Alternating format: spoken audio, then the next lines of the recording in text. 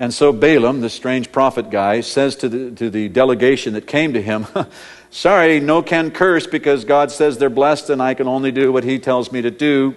See ya. So this delegation goes back to the king, and he says, well, just so he sends some more exalted noble people with more money, and they go to Balaam and they say, really, we can make you an offer that you can't refuse. We really just want you to come and curse these people.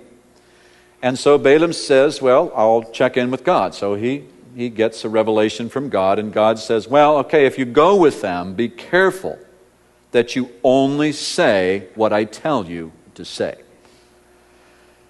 So he saddles up his donkey, and he's going with this delegation of people back to the country, and he's going on the way, and his donkey begins acting very, very strange because the donkey beholds an angel of God with a sword that's going to kill his master if he goes any further. So it backs away. And Balaam is like, you dumb beast, starts whacking on his donkey. What's wrong with you? And tries to get this donkey to be going forward. And once again, the donkey sees an angel of God and he backs away. And now Balaam is so frustrated with this donkey. Finally gets him under control, and they're donkeying along. And they come to a very narrow place between the rocks where there's only room for one donkey at a time. And as the donkey and Balaam go through this place, the angel of God stands in front of the donkey again, and this donkey backs up so much that he bumps Balaam's leg against the rock, and now Balaam is ticked as can be and just wailing on this donkey. And the donkey says to Balaam, what's with you?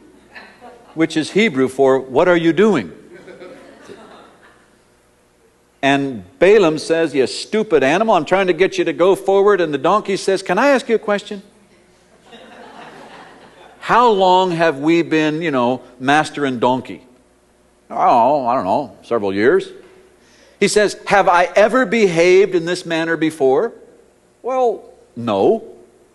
Well, don't you think I have a reason for doing it? And just then, Balaam's eyes gets opened, and he sees the angel of God with the sword, knowing that he would have been killed if the donkey had proceeded any further. Now, remember the story. God says, okay, we'll go with them, but be careful, you only say what I tell you to say. And now God says, if you take another step, I'm killing you.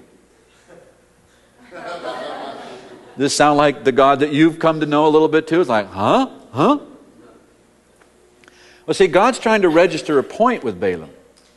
And it specifically says, you have no idea how contrary to my purposes that you are beginning to move.